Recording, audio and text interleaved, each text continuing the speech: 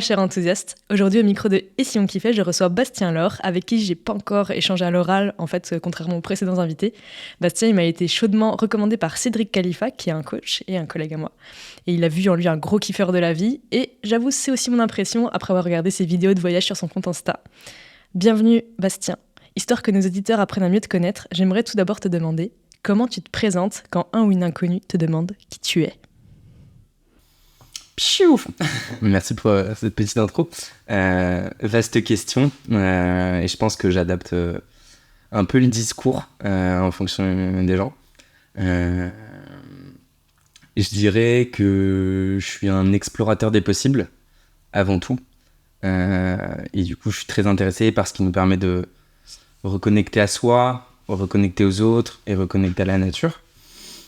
Et j'ai beaucoup voyagé, j'ai fait aussi beaucoup de voyages psychédéliques qui m'ont ouvert, des voyages spirituels qui m'ont permis d'avancer sur mon chemin de vie.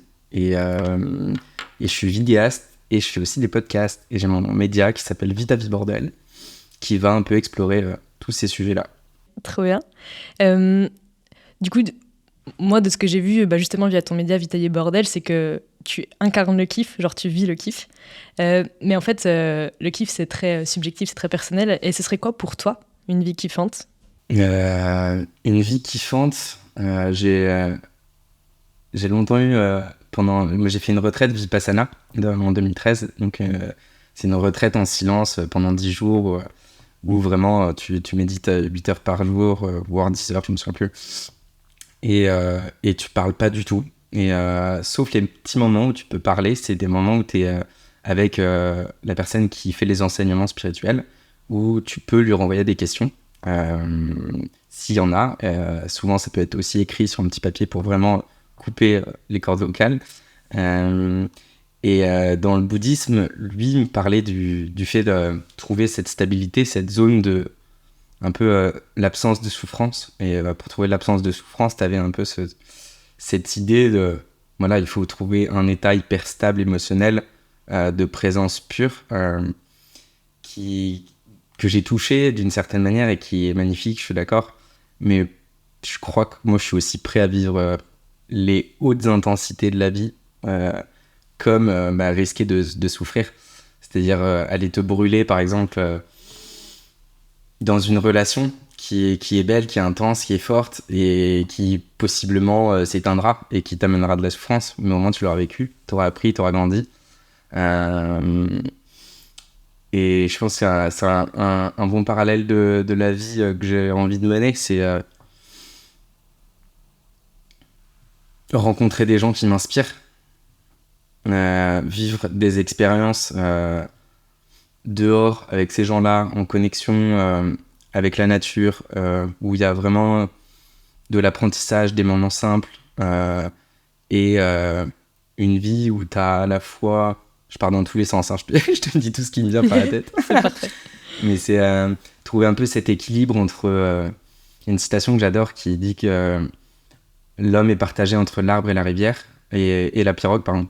C'est l'arbre parce qu'il représente l'ancrage en local, et du coup, tout ce que tu peux développer, tes racines, ta base solide, tes fondations. Et la pirogue, c'est l'aventure au long des fleuves, l'inconnu, l'incertitude, la découverte, l'aventure, jusqu'à ce que tu réalises que la pirogue est fabriquée grâce à l'arbre. Et je trouve que c'est un super équilibre d'avoir ces deux possibilités-là, de partir, apprendre, découvrir, revenir, intégrer et partager. Et voir comment ça résonne avec ta communauté, quoi. Et quand je dis communauté, j'entends vraiment les gens proches qui sont autour de toi, pas forcément la communauté en ligne telle qu'on entend aujourd'hui. Ok. Et du coup, à l'aune de cette définition, est-ce que toi, tu kiffes ta vie actuelle ? Là, en ce moment, ouais, carrément. Je dirais qu'il y a des phases. Il y a des phases un peu down, où tu as des sujets qui restent, qui bloquent, qui vont te freiner. Ça peut être de tout ordre, tu vois. Ça peut être la santé, ça peut être ta relation, ton travail, un peu le sens, tes projets, où est-ce que tu vas. aujourd'hui, moi, j'ai l'impression que j'ai une chance incroyable. C'est déjà, j'ai la santé mentale et physique.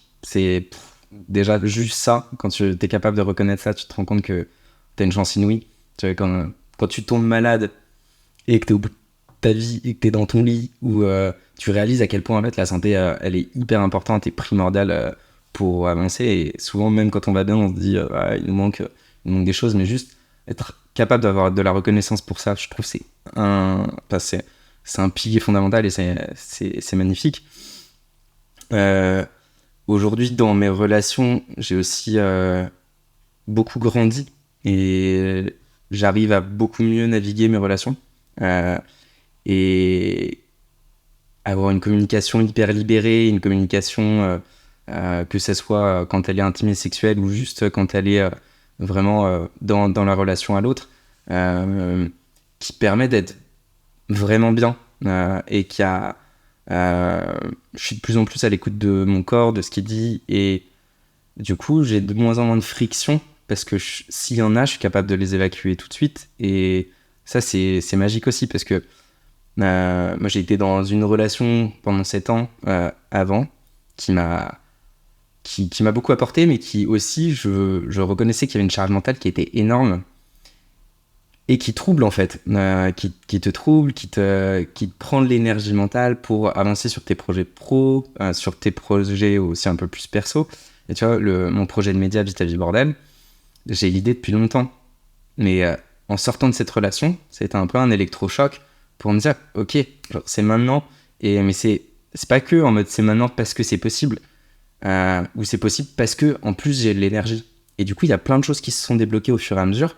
Quand je me suis libéré de cette charge mentale, qui m'a beaucoup amené aussi. La relation longue, c'est incroyable et des très beaux moments. Mais sur la fin, forcément, ça m'a un peu bouffé, on va dire. Et à partir du moment où j'ai libéré ça, il y a tout qui s'est aligné. Et tout est devenu hyper fluide. J'ai passé du coup l'année 2023, je me suis formé au coaching, je me suis formé au tantra. Et du coup, j'ai levé énormément de croyances et de blocages qui m'ont permis d'activer mon projet, de le lancer.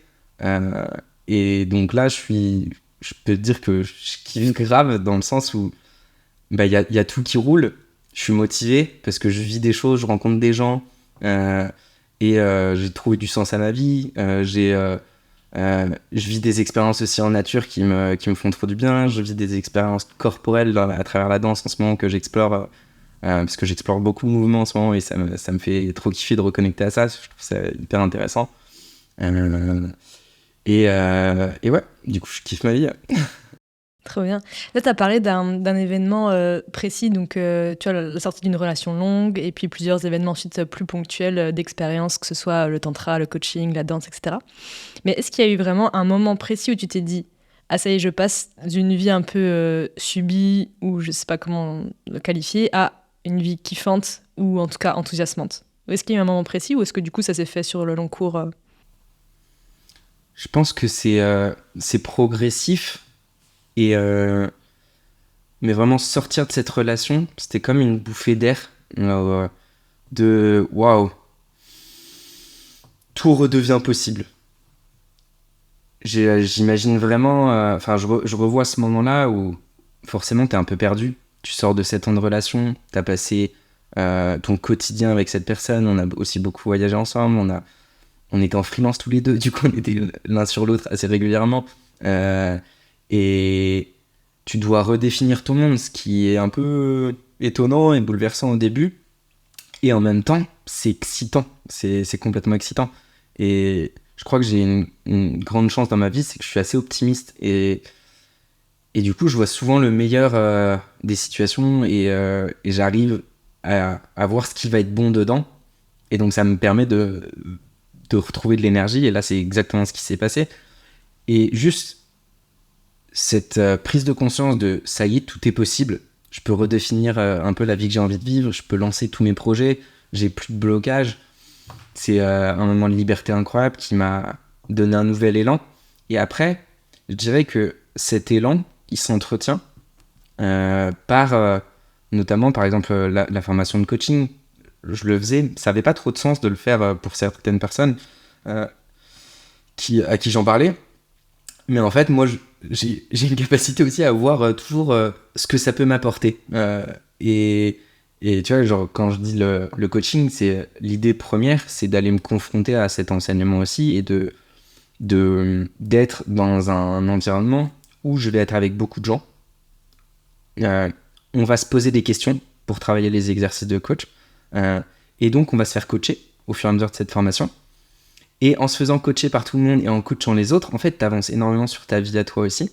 Donc, c'est hyper intéressant. Et pareil, dans le coaching, je devais accompagner 2 personnes, coacher gratuitement 2 personnes pour vraiment mettre en application. Et j'ai coaché stratégiquement des gens qui font un peu ce que j'ai envie de faire, d'une certaine manière. Donc, il y a Victor, qui est un créateur de contenu, qui veut vivre de ses créations de contenu.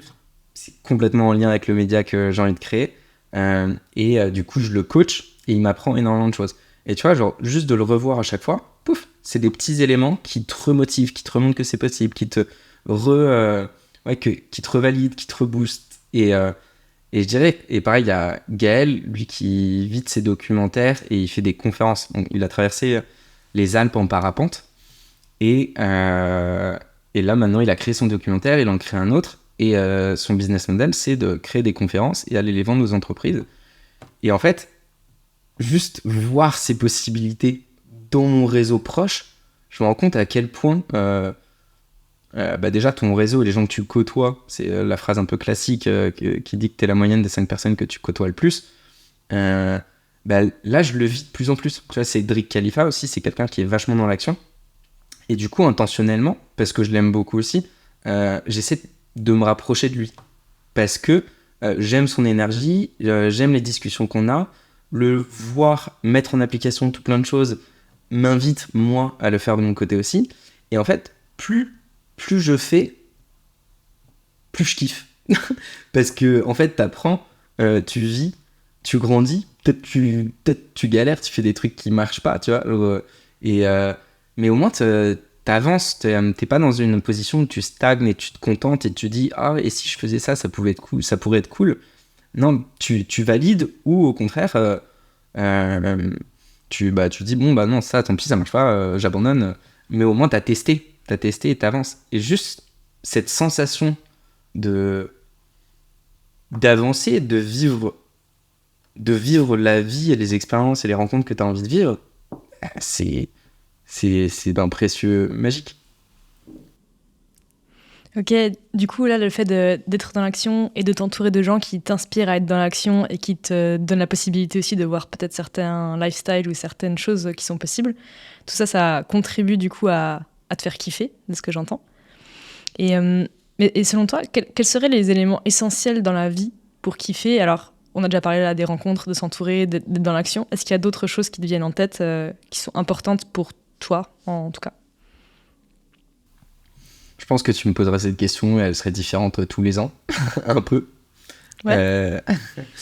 Et c'est ok. Mais là, le premier truc qui me vient, c'est... je pense qu'il y a un travail énorme à faire sur la connaissance de soi. De se libérer et s'émanciper un peu de ses schémas, de ses traumas, de ses souffrances. C'est un travail qui peut être dur, qui prend du temps et qui est peut-être jamais fini.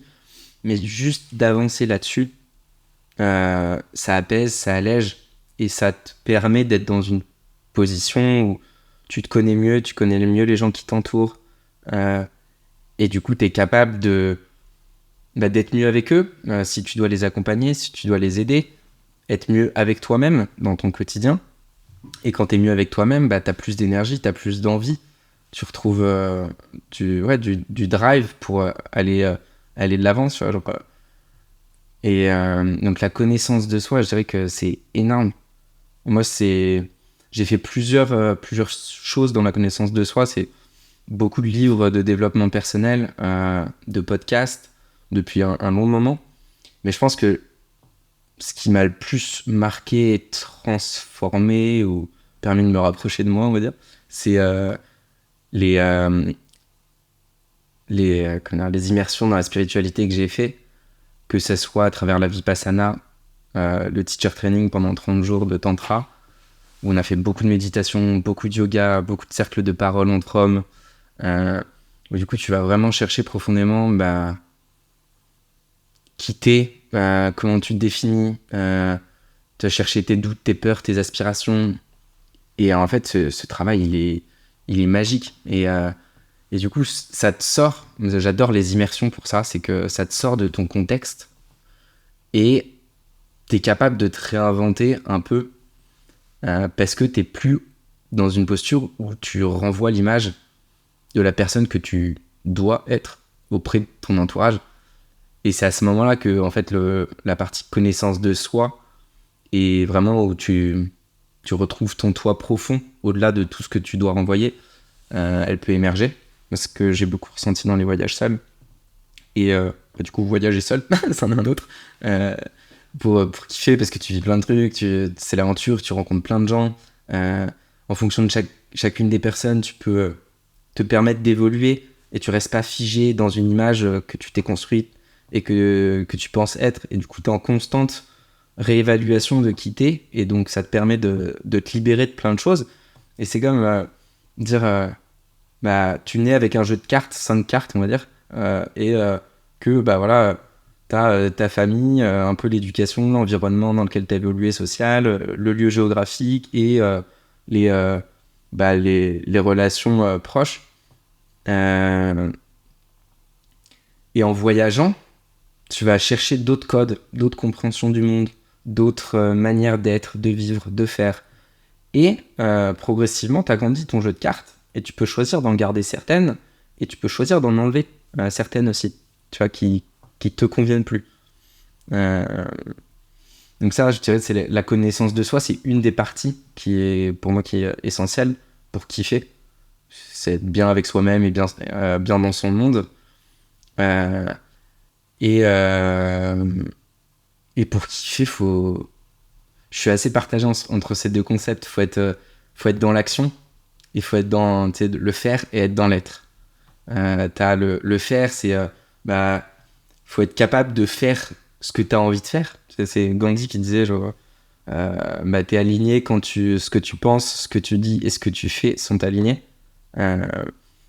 Et tu vois, si t'arrives et moi avec Vita Vie Bordel, là je suis en train de toucher ça, et c'est grisant, en fait. C'est grisant de pouvoir être dans ce moment de déclic où tu te rends compte que progressivement tout ce que tu penses, tout ce que tu dis un peu à droite à gauche, et tout ce que tu fais s'aligne, alors que pendant des années, soit tu le disais, mais en fait t'as ton taf qui fait que tu fais pas, tu dis pas ce que t'as tout à fait envie de vivre, parce que t'es pris dans ton quotidien, t'as beaucoup d'impératifs.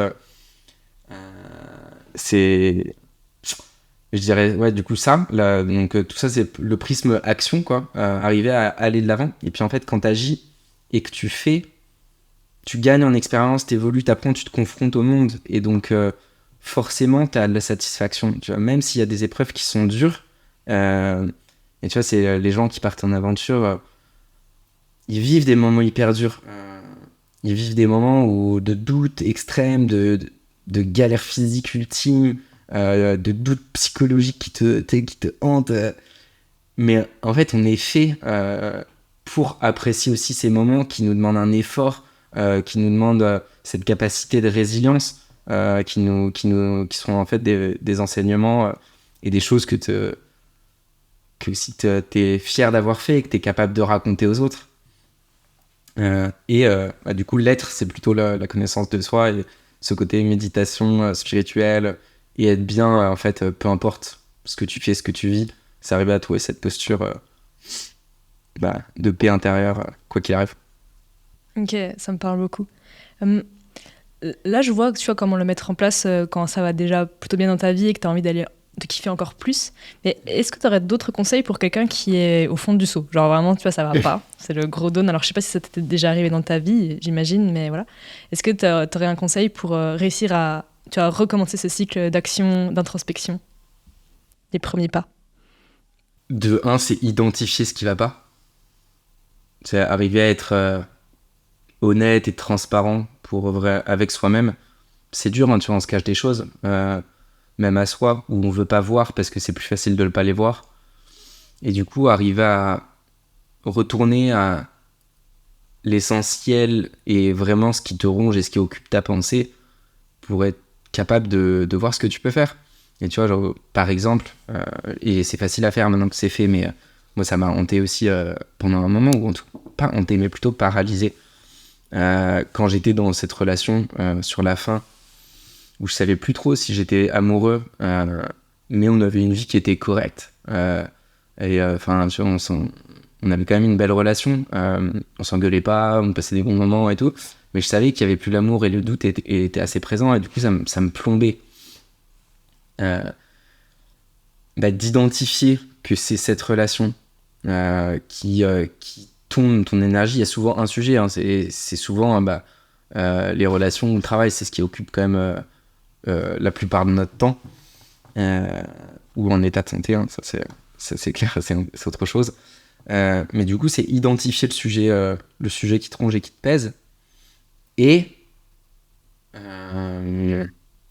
identifier quelle pourrait être la solution. Et donc, vraiment avoir cette mentalité de si ça va pas, il faut que j'arrête de me contenter de ce que j'ai, sans dire qu'il faut tout changer du tout au tout, parce que ça peut être paralysant et du coup, tu fais rien. Mais c'est dire, ok, quelles sont les premières petites étapes que je peux faire pour être en mouvement et avoir cette sensation que je peux progressivement faire évoluer les choses. Une phrase de Marc Aurèle que j'aime beaucoup aussi, je sais plus trop comment la dire, mais c'est un truc comme donnez-moi le courage de changer ce que je peux changer, la force d'accepter ce que je ne peux pas changer, et l'intelligence ou la sagesse de discerner les deux.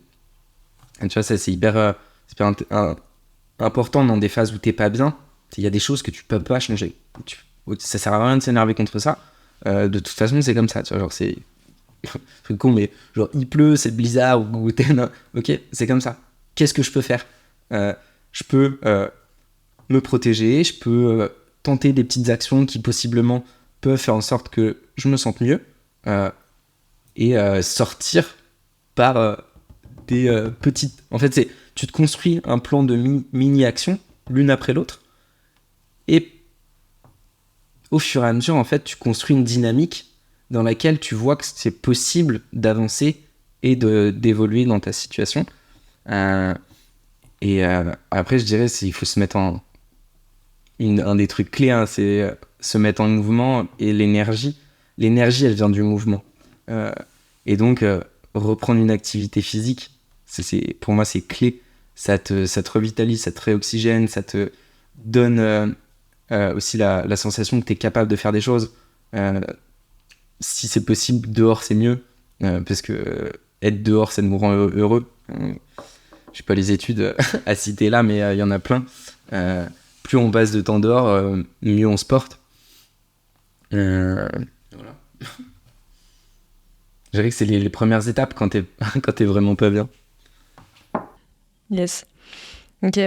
Je rebondis, tout à l'heure, tu disais en te présentant que tu avais trouvé un sens à ta vie. Il y a beaucoup de gens, moi, qui me contactent en coaching parce que justement c'est un peu le brouillard pour eux et qu'ils sont un peu paumés et qu'ils aimeraient bien trouver un sens, quelque chose. Est-ce que toi tu as une sorte de grande mission, de grand projet de vie, je sais pas comment l'appeler, mais quelque chose qui te drive vraiment, ou alors tu voudrais développer quel est le sens que tu as trouvé à ta vie à toi?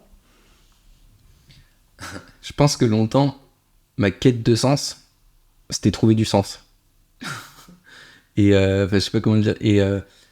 Et du coup, vu que moi j'en avais pas forcément, que j'essayais d'aller le chercher, j'ai beaucoup enquêté. Tu vois, j'ai fait la formation de Simon Sinek, Start With Why.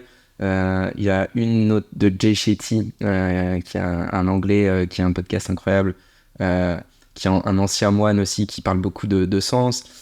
J'ai interviewé Marie de la Ménardière de Enquête de sens, le documentaire. Et Et donc, tu vois, un peu ma quête de sens, c'était comprendre comment on trouve du sens. et, et je pense qu'il y a une partie de ma mission aujourd'hui qui est encore liée à ça, tu vois, parce que je pense qu'il y a encore 1000 choses à évoquer et dans la connaissance de soi et toutes les aventures un peu plus spirituelles que j'ai envie de vivre aussi, soit à travers les expériences psychédéliques ou soit vraiment à travers le tantra ou même peut-être aller me confronter encore à d'autres mouvements spirituels. Je pense qu'ils ont trouvé quand même une part de vérité quand tu vas à l'essence pas des religions mais vraiment des courants spirituels. Tu trouves un point commun entre toutes et ça m'anime d'aller enquêter et comprendre ça de plus près. Et je pense que le sens que je donne à travers Vita Vie Bordel à ma vie, c'est d'aller remettre en question le monde dans lequel on vit, donc ça peut être vraiment cette société capitaliste qui nous a individualisés, et d'aller questionner tout ça, mais vraiment notre rapport à soi, notre rapport au corps, notre rapport aux émotions, notre rapport du coup aux autres, notre rapport à la nature. Questionner vraiment pour me confronter et déjà vivre ces réalisations, vivre et comprendre un peu mieux le monde dans lequel on vit et ce qui nous rend heureux, c'est une des premières étapes. Et la deuxième étape, c'est de le partager pour contribuer à faire évoluer progressivement les imaginaires et contribuer à faire évoluer les récits dans lesquels on vit pour qu'on puisse se saisir de nouvelles envies, de nouvelles... tu vois, pour moi, il faut se réapproprier nos vies et nos envies. Parce que on est dans un système dans lequel c'est assez facile de tomber dans un mode par défaut, sans trop se poser de questions. Il y a des gens qui sont très bien avec ça. Je dirais pourquoi pas, tant que tu nuis pas. Tu vois, tant que tu nuis pas à toi-même, aux autres et à la nature, why not? Tu vois, genre... je sais plus qui disait ça, c'est peut-être Camus, heureux sont les imbéciles ou un truc comme ça. Et c'est pas pour dire que ces gens-là sont imbéciles, c'est juste pour dire que je pense qu'il y a aussi des profils qui se sentent bien dans une vie qui est en autopilote et où ils se posent pas trop de questions. Pour autant, aujourd'hui, on est confronté quand même à un monde où on est capable de voir un spectre assez large de vie autour de nous, et forcément ça invite à se poser des questions sur la vie que tu vis. Et donc moi, si je peux à travers les contenus que je vais créer à travers Vita Vie Bordel, proposer des vies de gens qui ont trouvé une forme d'épanouissement, qui proposent aussi des manières de vivre différemment, parce que je pense qu'on en a besoin, ça me remplit de joie, tu vois. J'ai pas eu beaucoup de personnes qui m'ont parlé ouvertement de spiritualité, ou en tout cas qui en ont parlé avec autant d'enthousiasme que toi. Est-ce que tu aimerais développer un petit peu qu'est-ce qui t'a amené vers que ce soit le tantra ou d'autres pratiques spirituelles, et puis quelles autres pratiques tu aimerais encore questionner, rechercher, interviewer, etc. Yes, mais c'est drôle parce que c'est des sujets que j'ose pas tout à fait aborder encore moi sur mon Instagram ou LinkedIn, parce que il y a une partie de moi qui sent que c'est perché, et je sens que c'est perché surtout par l'écho que ça a auprès de mon entourage quand je commence à en parler, mais pas en ligne. Mais j'ai envie d'affronter ça parce que je sais qu'il y a une forme de vérité que moi je vis dans ces expériences qui se doit d'être partagée, et après chacun en fait ce qu'il veut, tu vois. Et j'étais encore juste avant notre call à regarder et à chiner, parce qu'en Suisse ils utilisent beaucoup les psychédéliques pour la thérapie, et tu vois, juste de voir qu'il y a quand même des scientifiques, des neuroscientifiques, que la science s'y intéresse, et que ça montre que même ces sujets que moi je considère perchés sont soutenus par des gens à un schéma plus classique, qui ont des doctorats, ça me rassure et ça me libère, et ça me permet de libérer la parole un peu. Et je te remercie de m'inviter à le faire parce qu'il va falloir que je m'y habitue. Du coup, je dirais, je pense que la première vraie expérience spirituelle, c'était en 2013. Donc pour remettre un peu de contexte, j'étais en école de commerce et je pars voyager et faire mon stage à Bangkok.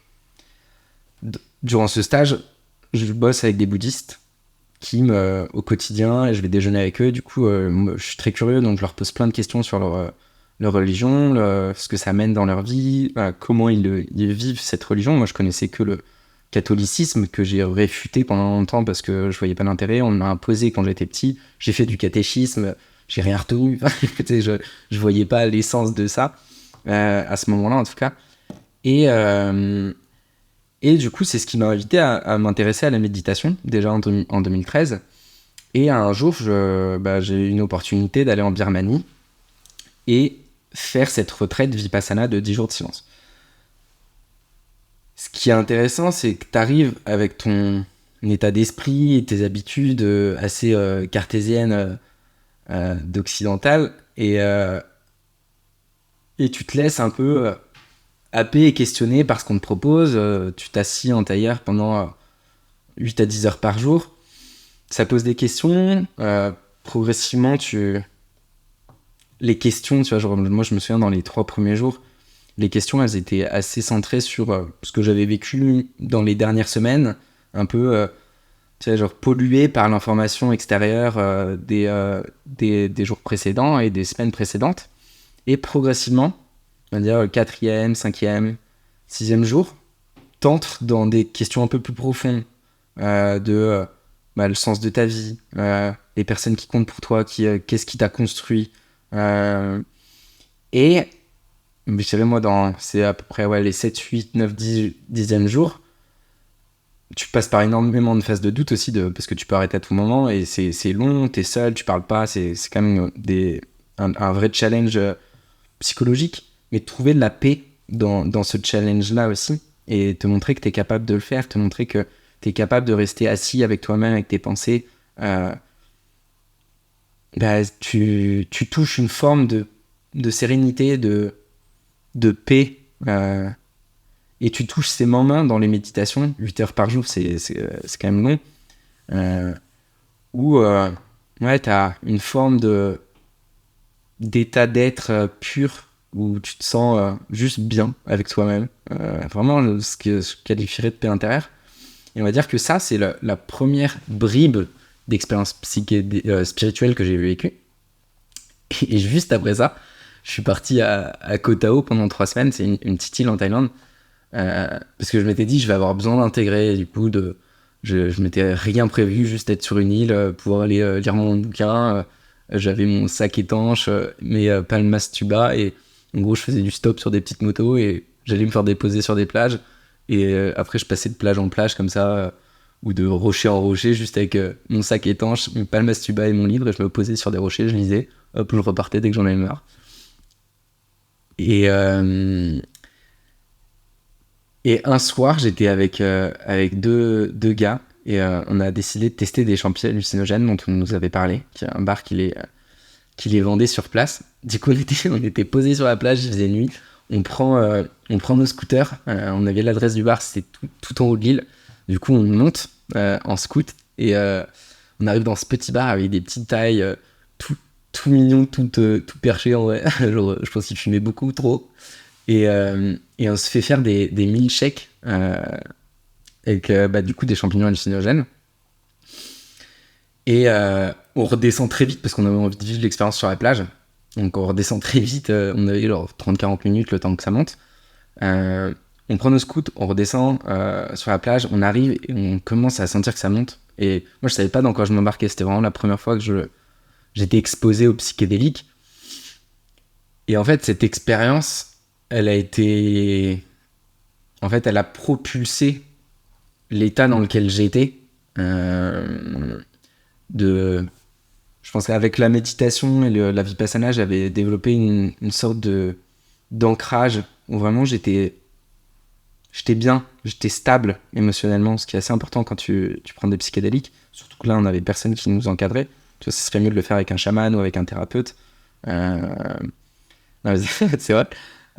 Et là, on a pris quand même une dose assez forte, sans s'en rendre compte, on ne savait pas. Et on est parti. Tu as deux phases dans les psychédéliques, enfin dans les champignons en tout cas.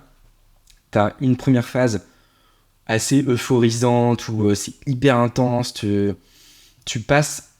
Tu as Michael Pollan qui a écrit beaucoup sur ça. C'est un journaliste qui a écrit un livre qui s'appelle How to Change Your Mind. Et il me semble que c'est aussi l'auteur de la série Netflix du même nom qui est accessible en ce moment. Et du coup qui a théorisé avec des neuroscientifiques ce qui se passait pendant l'expérience psychédélique dans ton cerveau. Et il te montre des gens sous placebo, enfin le cerveau de gens sous placebo et le cerveau de gens sous champi, et le nombre de connexions synaptiques en plus qu'il y a quand tu es sous champi, c'est hallucinant. Et tu as des parties de ton cerveau qui connectent, qui normalement ne connectent pas entre elles. Et c'est pour ça que tu vas être capable, par exemple, je sais pas, d'avoir le goût d'une couleur, ou je dis des trucs improbables, mais vraiment, c'est pour exprimer ça, c'est que tu redécouvres le monde un peu comme un enfant, et tu es capable de te réémerveiller de tout, parce que tu as ce qu'il appelle le mode par défaut, qui saute. Et donc, tu vois, genre là, dans mon champ de vision, j'ai mon verre. Je le regarde pas, je te regarde toi, mais je suis capable de savoir où il est, je suis capable de savoir que c'est un verre, parce que j'ai intégré dans mon expérience juste avant qu'il y avait ça, que j'ai mon café, que je l'ai posé là, et donc je vois sa silhouette dans mon champ de vision. Sous champignon, je serais capable de vraiment être complètement réabsorbé par ce verre et le redécouvrir dans toute sa beauté, sa splendeur. Là, en plus, c'est en poterie, donc c'est incroyable. Mais, et donc, ça, c'est la première phase qui est vraiment hyper intense, où tu te relaisses absorber dans plein de moments et émerveillé par tous ces moments. C'est très euphorisant, du coup, tu rigoles aussi beaucoup. On va dire que tu as ton champ de vision qui se déforme et c'est assez magnifique à vivre. Et c'est très intense, jusqu'à être presque étonnant. Et ça te questionne. Puis tu as une deuxième phase, qui est, moi, du coup, la phase que vraiment je préfère et je trouve la plus intéressante. C'est un peu comme le calme après la tempête, où tu as toute cette phase très euphorisante et très active qui passe, et tu retournes à un état où tu ressens une connexion profonde avec la nature, avec les autres. Tu vois, moi, je discutais avec un Canadien avec qui on a pris ses champis, et on discutait, on était là, les yeux dans les yeux, à se parler d'Hammam, comme si je sais pas, j'ai mis longtemps à identifier ce que c'était, mais un peu cette sensation de t'es là dans le monde avec cet être sans aucune préconception de ton éducation, et juste t'es capable d'échanger à un niveau de compréhension, t'es dans une empathie magique. Et c'est pour ça qu'ils utilisent les psychédéliques aussi sur les gens qui ont des troubles post-traumatiques. C'est que t'es capable, la MDMA aussi, parce que t'es capable de vivre ou de revivre des traumas dans la compassion et l'empathie. Et donc, c'est Mandela qui disait ça. J'ai failli perdre la foi, mais je sais plus comment il le dit, mais elle est revenue quand j'ai développé de la compassion pour mon bourreau. Tu vois. Et c'est pour montrer à quel point dans ces expériences-là, tu vis ces états ultimes de compassion, de compréhension du monde, tu vis cette connexion à la nature, tu réalises que on est le vivant, c'est pas il y a le vivant et nous les êtres humains, non, on fait partie d'un écosystème, un tout.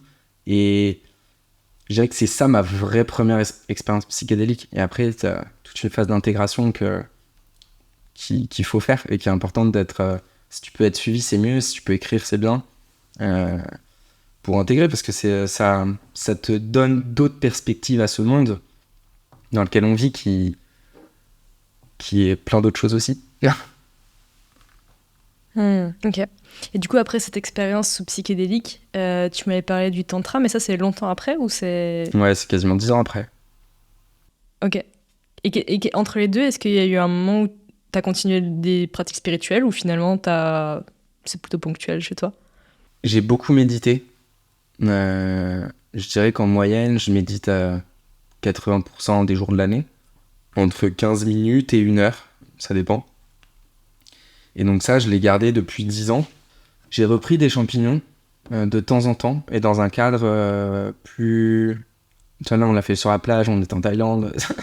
C'est une manière de le faire, mais il y a des manières plus thérapeutiques pour le faire aussi. C'est vraiment chez toi, avec de la musique qui t'aide à voyager, et de manière plus introspective, où tu fermes les yeux. Et du coup, tu vis un trip qui est interne et qui est en général assez thérapeutique aussi, parce que ça te questionne sur plein de choses, ça te fait vivre d'autres expériences. Et à part ça, après, moi, j'ai fait beaucoup de choses différentes, comme des coachings, des thérapies. Je suis assez curieux quand je rencontre des gens qui me parlent d'une thérapie qu'ils ont essayé, des choses comme l'hypnose. Je suis très curieux. Je pense que ça a été comme le psy, c'est un peu tabou dans notre société, peut-être de moins en moins, mais on a tous besoin d'un psy, d'un coach d'une certaine manière. Ça peut être un pote, ça peut être une mère, ça peut être un père, mais quelqu'un qui est capable de nous aider, c'est mieux un pro quand même, mais de nous aider à comprendre notre histoire, à comprendre comment est-ce que tu l'as construit. Est-ce qu'il y a des choses que tu te racontes qui ne sont pas cohérentes, ou qui ont été mises là pour te protéger, mais duquel tu peux te libérer. Et donc, tu vois, moi, je fais assez facilement le lien entre et il faudrait peut-être pas d'ailleurs, mais en tout cas, c'est là naturellement, j'en parle. Pour moi, il y a un lien très proche entre connaissance de soi et spiritualité. Et donc, toutes ces expériences, si tu y amènes un peu plus de profondeur, c'est aussi une forme de spiritualité en soi. Donc, j'ai fait tout plein de formes d'accompagnement au fil des années. Ok. Et là, qu'est-ce qui t'a amené du coup au tantra et au coaching ces derniers temps ? Tantra et coaching, ça fait 8 ans moi que je fais de la vidéo en freelance. Et cette rupture, ça a été comme un petit électrochoc et l'envie d'être stimulé, de vivre autre chose. Et de manière très opportuniste, j'ai été mis en relation avec Cédric et Franck qui font les marches narratives. Ils m'ont proposé de me faire une marche narrative. Donc tu pars avec ces 2 personnes qui sont des coachs, un en programmation neurolinguistique, la PNL, et l'autre en approche narrative. C'est une autre forme de coaching. Et tu pars 5 heures en rando avec eux, donc en pleine nature. Donc t'es en mouvement, t'es dehors. Donc le cadre est parfait, je trouve, pour du coaching. Et ils m'ont coaché sur mon projet Vita Vie Bordel notamment. Ça a été un peu un autre élément déclencheur pour avancer vers mon projet. Et je sais plus la question, je sais plus où je vais avec ça. Je te demandais du coup comment t'es arrivé au tantra et au coaching, et tu disais que c'était un peu de manière opportune. Ouais. Et du coup, eux, en fait, ils voulaient une vidéo. C'est pour ça ils m'ont proposé d'abord de m'offrir une marche, et c'était une remise aussi sur le devis. Et en fait, on s'est hyper bien entendu. Moi, ça fait longtemps que je m'intéressais au coaching, mais de loin. Mais là, on s'est hyper bien entendu. Ils voulaient retravailler avec moi sur d'autres projets. Et du coup, j'ai chiffré un devis. Et ils m'ont dit que, en fait, ils ne pouvaient pas se permettre de payer ça en ce moment. Mais par contre, c'était le prix de la formation qu'ils enseignaient sur Genève. Et qu'ils étaient prêts à m'offrir la formation en échange. Et voilà, opportuniste, j'ai dit oui. Parce que j'y voyais tout un tas d'intérêts que j'ai développés tout à l'heure. Et les autres intérêts, c'est que ça peut servir dans la vidéo. Quand tu prends un client en gestion, quand tu gères une interview pour les podcasts, il y a toute une phase de questionnement qui est hyper intéressant. Et je trouve que ça te permet de développer des soft skills aussi qui sont super chouettes.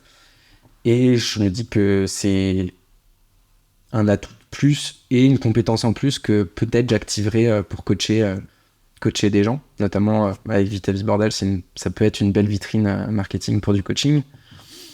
Et le tantra, c'est un peu pareil. J'ai travaillé avec un château qui est dans le Beaujolais, qui s'appelle Hridaya, Hridaya, qui est magnifique et qui regroupe, qui propose beaucoup de méditation, de yoga, des ateliers sur awareness, je sais pas comment dire en français. Ouais, c'est ça, ramener de la conscience sur les choses et sur ce que tu fais. Et en gros, j'ai fait des vidéos pour eux et on avait échangé, ils me payaient un peu et on échangeait des stages, des retraites. Donc ça, c'était trop cool aussi. Je fais beaucoup ça quand c'est des vrais sujets qui m'intéressent. Et Tantra, c'est venu comme ça. C'est que un des employés qui bossait là-bas, qui était en marketing, m'a mis en relation avec ses profs qui avaient en tête de faire une vidéo et on a discuté et ils ont dit que bah voilà, pareil, ils pouvaient pas trop me payer mais ils pouvaient m'offrir l'enseignement de 1 mois.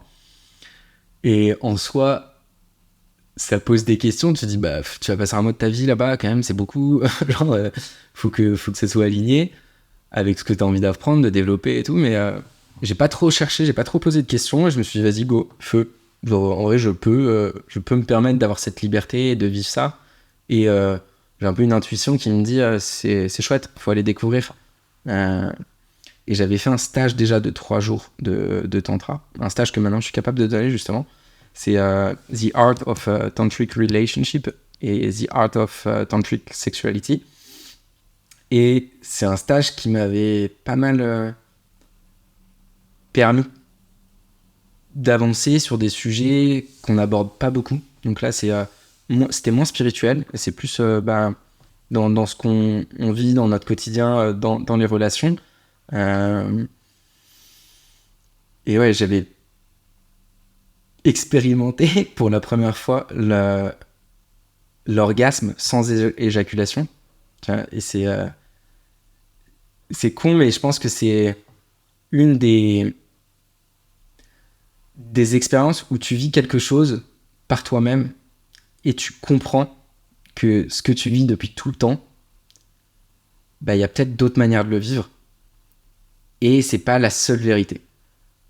Et juste ça, de vivre ça, je me suis dit putain, ils ont quand même quelque chose et une connaissance du corps, des sensations qui vaut le coup d'aller enquêter et comprendre pour le vivre et peut-être pour le partager ensuite.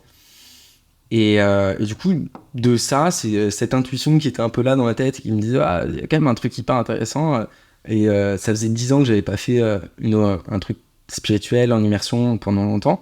Je me suis dit, c'est cool, après la fin d'une relation aussi, de retourner un peu vers ça, de reconnecter à ça. Et en effet, ça n'a pas loupé. C'était expérience transformatrice, hyper puissante, en immersion pendant 30 jours avec des gens complètement différents, une visée un peu en communauté avec on a quoi, une heure de méditation, 2h30 de yoga et de respiration, c'est le Kundalini Yoga, et 6 heures d'enseignement par jour. Donc c'était quand même hyper intense et hyper stimulant. Mais pareil, tu retouches une qualité d'être qui est pure, qui est belle et dans laquelle moi en tout cas je me sens bien. Et ça m'a redonné une énergie folle en fait, une clarté sur mes projets, et comme si ça m'avait permis aussi d'enlever plein de blocages. C'est la peur du regard des autres, la peur d'agir je sais pas, ça peut être la peur du succès ou la peur de l'échec. Mais du coup, j'étais dans une phase un peu d'inaction, mais plus d'idéation. En revenant, je pense que je mets le lien assez direct avec ça, c'est que j'ai retrouvé du drive dans mon quotidien. Tu vois, au-delà c'est pas mal connoté le tantra pour toute la partie énergie sexuelle, et vraiment, c'est le tantra d'Osho qui a ramené ça, c'est le tantra rouge, où c'est vraiment centré sur le sexe. Mais en fait, le tantra, c'est une voie spirituelle à part entière, et comme toute voie spirituelle, l'un des buts, c'est l'éveil. Sauf que le tantra, c'est la seule voie spirituelle qui propose de vivre l'éveil à travers l'intensité des moments de ta vie. Les autres voies spirituelles, c'est plus un repli sur soi ou dans une petite communauté où comme un recueil, souvent dans le silence. alors que le tantra propose la spiritualité, et c'est hyper adapté, je trouve, au monde occidental du coup, à travers ta vie. Et donc, c'est comment est-ce que tu peux sublimer les énergies que tu vis dans ta vie, qu'elles soient bonnes ou mauvaises, pour stimuler cette expérience et cet éveil. Et en fait, tout le travail que tu fais dans la méditation, le yoga et les différentes formes de pratique et l'enseignement, c'est pour libérer l'énergie et faire en sorte que ton énergie sexuelle, qui est ce qu'ils considèrent l'énergie la plus puissante, elle se réveille et tu la fasses circuler de chakra en chakra. Tu vois, quand je dis ça, je sais que c'est un peu perché. Ça me fait rire, mais en vrai, je l'ai vécu d'une certaine manière. Et voilà, même si c'est perché, si ça fait du bien et que c'est cool à vivre et que c'est une expérience que quand tu la vis, elle te fait du bien, voilà, c'est tout, en fait. Ça se résume, ça suffit. Mais du coup, voilà, pour aller plus loin, c'est faire circuler l'énergie sexuelle, du coup. Et en fait, et c'est pour ça qu'il ramène au sexe, c'est que vu que l'énergie sexuelle, c'est une des énergies les plus fortes, ils sont allés voir comment est-ce que avec la sexualité, on peut la libérer encore plus, la réveiller et la stimuler, et ils voient l'acte sexuel comme un acte spirituel. Tu vois, je te vois lever tes sourcils, je sais pas si c'est en raccord avec ce que je dis en ce moment où il y a un petit lag, mais c'est drôle. Et Non, tout va bien. Et mais tout ça pour dire que, ok, le sexe c'est 10% de l'enseignement et c'est intéressant, mais il y a toute une partie de l'enseignement qui se révèle dans toutes les parties de ta vie. Et tu vois, l'énergie que, je sais pas si on peut dire, j'ai réveillée pendant ce stage de 30 jours, elle m'a suivi et elle me suit. Et je pense que j'ai retrouvé vraiment du drive, de l'énergie, de la clarté, que j'ai beaucoup moins l'esprit embrouillé ou un peu un écran de fumée que t'as qui est là, qui pourrait comme un écran de fumée qui t'empêche d'aller de l'avant, de voir et de comprendre vraiment ce que tu vis, qui t'empêche d'oser, de passer à l'action. Et on explore plein de concepts aussi là-dedans. C'est quand tu travailles sur les chakras, t'explores le côté yin-yang ou féminin-masculin des chakras. Et tu vois, le côté féminin, ça serait... j'aime pas parce que je trouve ça toujours un peu réducteur, mais côté féminin, c'est le côté plus ma partie gauche de ton corps qui va être plutôt réceptive. C'est le prendre soin. C'est aussi être capable de se laisser... je dis ça parce que c'est un côté que moi j'ai fort. On a tous le côté féminin et masculin en nous. Et moi, le côté féminin, quand il n'est pas très équilibré, c'est que tu peux te laisser très vite happer et divertir et changer un peu de plan au fur et à mesure. C'est un peu chaque chose qui paraît bien, hop, va t'absorber et tu n'arrives pas à garder ta ligne de conduite. Et moi, grâce au tantra, j'ai redéveloppé ce côté un peu plus masculin qui est plus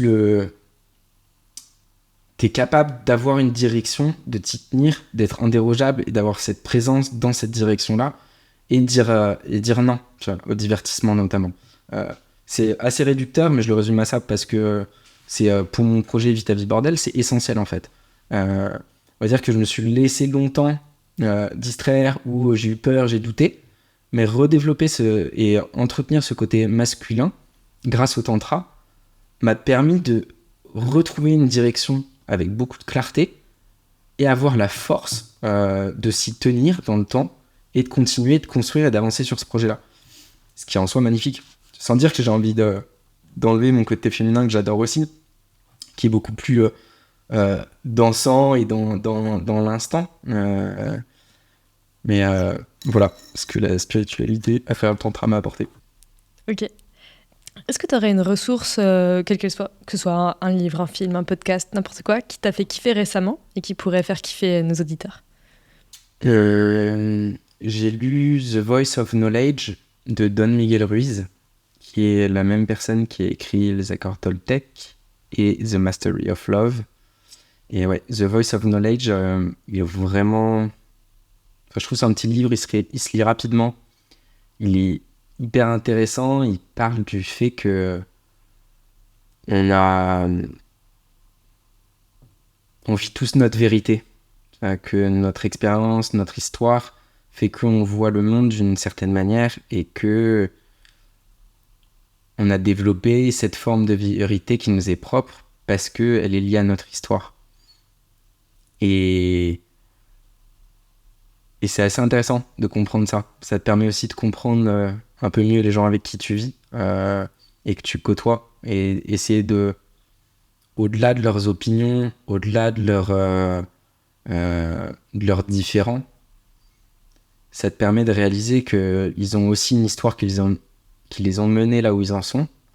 Et moi, je trouve que ça permet de développer un peu plus d'empathie pour comprendre l'autre et comprendre pourquoi il pense ce qu'il pense. Il y a des gens qui pensent des atrocités. Premier réflexe, ça serait un peu de s'opposer. Et en même temps, j'ai aussi envie de comprendre d'où ça vient. C'est toujours assez intéressant. Et après, il t'amène aussi, parce que je sais plus de quelle nationalité il est, mais d'Amérique latine, il t'amène à réfléchir sur qu'est-ce qui est vrai au-delà de nos histoires respectives. Donc c'est assez un joli livre que j'ai lu récemment. Trop bien. The Voice of Knowledge. Est-ce que tu aurais un autre enthousiaste ou une autre personne que tu trouves, dont l'invité t'inspire, on va dire, que tu aimerais entendre sur ce podcast? Je pourrais dire, moi, je pense à deux. Donc, Gaël Meunier, c'est la personne que je coach qui a fait la traversée des Alpes en parapente dont j'ai parlé tout à l'heure. Je pourrais t'envoyer son contact. Et un autre, c'est mon cousin, qui est parti en Amérique latine avec son projet qui s'appelle Carbone Odyssée. Et c'est un facilitateur de la fresque du climat. Et donc son idée, c'est d'aller en Amérique latine et faciliter des ateliers de la fresque du climat dans des milieux qui sont pas forcément où c'est pas forcément accessible. Et le tout en produisant le moins d'empreintes carbone. Donc là, il est arrivé en Amérique latine, je sais plus, Panama, je crois. Et ils ont fait du bateau stop, donc ils ont une aventure qui est assez cool aussi dans la manière dont ils la vivent, en plus du sujet de fond qui est hyper intéressant. Et je me dis que ça peut être chouette, ça pourrait être chouette, ouais. Trop bien. Ok, merci pour les recos. Bon, si j'essaie de résumer cette belle conversation, du coup, il y a quand même ce diptyque de être, donc apprendre à se connaître, introspecter, réfléchir, et d'action, donc agir, oser commencer, s'entourer de personnes dans l'action, ou en tout cas de personnes qui te donnent l'espace et des possibilités pour agir. Est-ce qu'il y a d'autres choses qui te viennent en tête pour, on va dire, les gros piliers du kiff dans une vie? Mais le gros pilier du kiff, c'est... Moi, je reviens à cette phrase, c'est aligner ce que tu penses, ce que tu dis et ce que tu fais. Mais si j'ai le culot de rajouter à ça après Gandhi, c'est ce que tu ressens, ce que tu penses, ce que tu dis et ce que tu fais. Et donc l'introspection et la méditation et tout ce qui est spiritualité, du coup, se marie bien quand même au niveau ressenti et au niveau conception de ce que tu veux. Pour kiffer, il faut savoir ce que tu kiffes. Et juste ça demande à être attentif à qu'est-ce qui te met dans une énergie où t'es joyeux, tu vois pas le temps passer, t'as un sentiment de joie qui est présent. Et donc ça vient de l'écoute à la base. Et être dans le kiff, c'est aussi se libérer de ce qui te traîne vers le bas, ou te tire, ou te met dans des énergies qui seraient plus faibles, plus lourdes, plus pesantes, plus sombres. Et donc, ouais, voilà, être capable d'avoir cette écoute, enfin ce ressenti, cette écoute, et cette force à un moment, cette capacité de prendre en connaissance et en conscience ce qu'il faudrait que tu fasses pour être mieux. Et du coup, faire les choses qui permettent de te libérer de ça. Et ensuite aussi, ou en parallèle, Alors, bah ça j'ai envie de plus faire parce que j'adore. Genre, moi, j'adore surfer. Et c'est pour ça que genre, j'ai choisi mon trip là, de 5 mois en van pour Vite Vie Bordel. Je le fais en longeant la côte. Genre, parce que je sais que ça va m'exposer à plus d'occasions pour surfer. Et ça, je suis trop content. Et c'est des choses simples, mais comment est-ce que tu peux créer progressivement un environnement euh, qui est plus favorable au kiff, quoi. Donc, que ce soit les personnes ou le lieu ou les activités que tu puisses faire, l'implication aussi dans des associations, si c'est ça. Enfin, juste, je pense que l'environnement est clé aussi. Une fois que tu as compris ce qui te faisait du bien, avoir un environnement qui facilite tout ça, c'est en fait tu mets toutes les chances de ton côté. Clairement, clairement. Le changement d'identité et l'environnement. Je sais pas si t'avais lu Atomic Habits. Ouais, bon voilà. Du coup, c'est Ouais, le petit en résumé du partie. bouquin. Ouais. Ok. Ouais, carrément. Trop cool. Merci beaucoup, Bastien. Où est-ce qu'on peut te retrouver pour suivre tes aventures? Pour l'instant, c'est, je dirais, LinkedIn et Instagram, les canaux où je partage, et Spotify. Et vous pouvez soit chercher Bastien Laure, soit Vite à Vie Bordel. Ça roule. Je mettrai tous les liens en description. Est-ce que t'as un petit mot de la fin pour nos auditeurs? Donc, bah, vivez votre vie, bordel. Non, c'est un peu violent, dit comme ça, mais non, c'est ça, c'est... ben, en vrai, on peut mourir demain, on peut mourir dans un an, enfin, c'est... Ok, il faut une partie de sécurité pour assurer aussi dans le temps, si le temps on en a. Mais il faut pas oublier que la vie est belle et il y a plein de choses trop chouettes à vivre.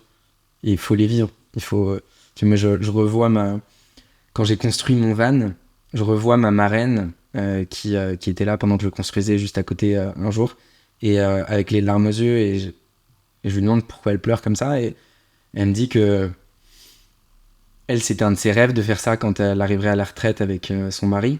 Euh, mais son mari était paralysé au moment où on parlait. Et du coup, elle savait que ça arriverait jamais. Et tu vois, genre, c'est con, mais ben, c'est pas de quoi la vie est faite. Et l'incertitude, elle est présente quand même. Euh, et donc, il est jamais trop tôt pour commencer à kiffer. C'est une très belle fin. Merci, Bastien. Avec plaisir, merci à toi. C'était hyper chouette. À bientôt. Prends soin de toi. Et voilà, cher enthousiaste, j'espère que cet épisode t'a plu. Perso, ça a été une régalade. Et si t'en veux plus d'ici mardi prochain, tous mes outils et auto-coaching sont dispo dans ma newsletter Les Enthousiastes. Le lien est dans la description. Et si tu veux des invités toujours plus charmés, tu peux noter ce podcast sur Apple Podcast et Spotify et le partager à tes proches au fond du seau qui aimeraient s'injecter du kiff en intraveineuse. Merci infiniment pour ton écoute et la force que tu donnes à ce projet. Et surtout, je te souhaite de tout mon cœur de kiffer chaque seconde de ta vie.